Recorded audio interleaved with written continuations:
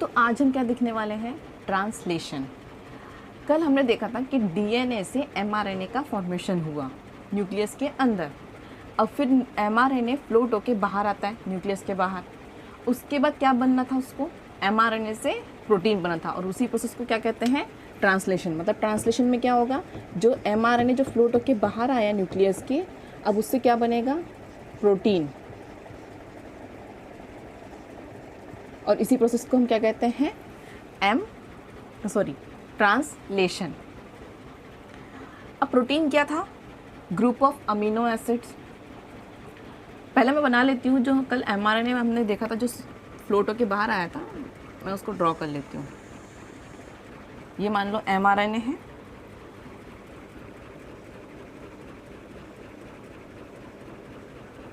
ये क्या है, ये वो सीक्वेंस थी कोडॉन की।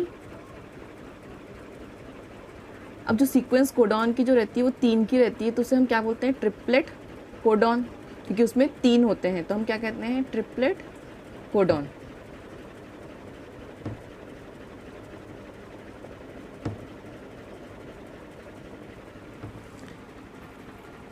अब इनके अंदर मैं वो कोड लिख देती हूँ जो आए थे, A U G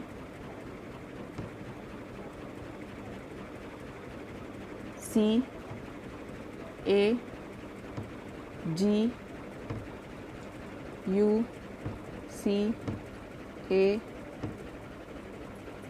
G। अब ये 3 के पेयरिंग को हम क्या कहते हैं, ये 3 की पेयरिंग है, इसे हम कहते हैं कोडॉन। और ये 3 की है तो इसे क्या कहते हैं, ट्रिपलेट कोडॉन।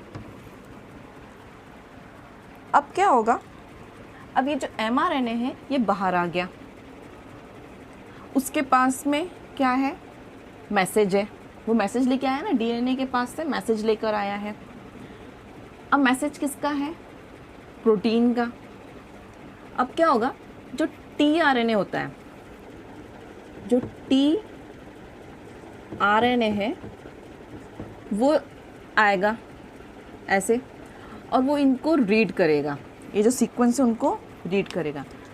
अब रीड करेगा तो जब भी AUG आएगा, अब क्या होता है कि मान लो ये बहुत सारे, मैं यहाँ पे वर्ड्स लिख देती हूँ।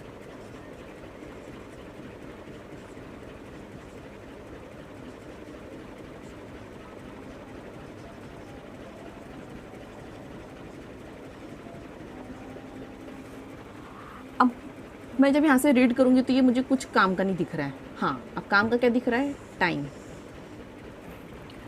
तो जब मैं ऐसे रीड करके आऊँगी, मुझे हाथ, मैं ऐसे रीड करते आ रही हूँ, अब मुझे टाइम ये काम का लग रहा है, तो ऐसे ही जो टीआरएनए है वो ऐसे एमआरएनए को रीड करते आएगा। अब एमआरएनए में बहुत सारे कोड्स होंगे, लेकिन जब AUG आएगा वो तब स्टार्ट होगा।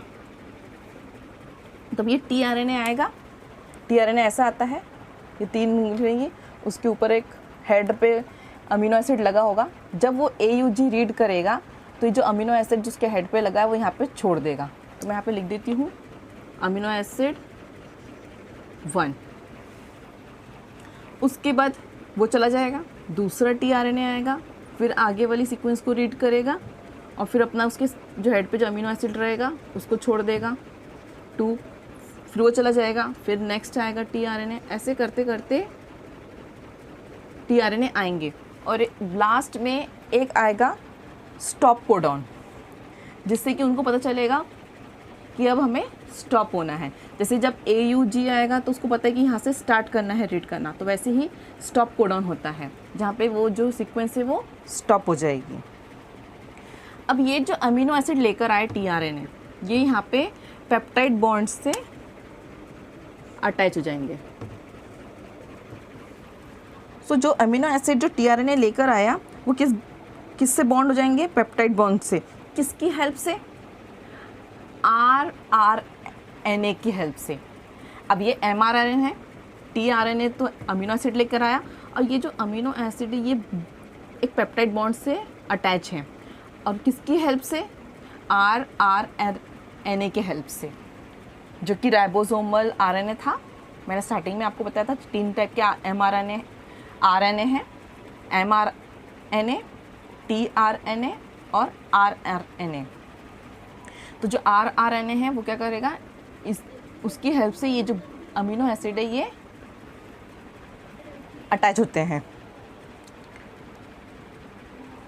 अब इस प्रोसेस में वो जो राइबोसोम है वो मूव करता रहेगा एक एंड से दूसरे एंड तक, जब तक कि कौन सा आएगा नहीं, जब तक कि स्टॉप कोडॉन नहीं आएगा तब तक कि वो रीड करेगा।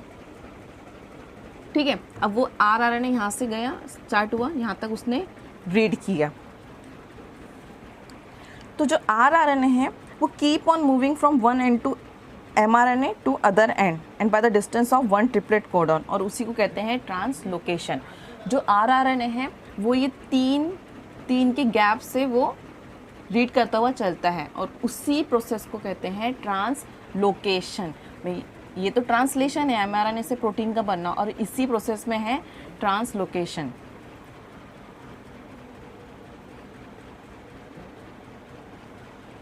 अब ये जितने भी अमीनो एसिड है ये अब एक चेन में बन गए हैं।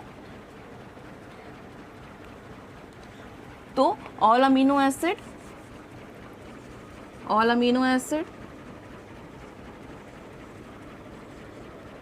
मेड चेन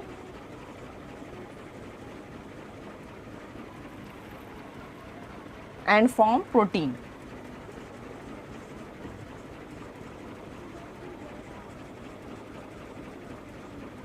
अब ये पूरे अमीनो एसिड अटैच हो गए हैं पेप्टाइड बॉन्ड से rRNA की हेल्प से, और ये जो अमीनो एसिड है ये चेन बना ली है, और इस अब क्या बन जाएगा, प्रोटीन।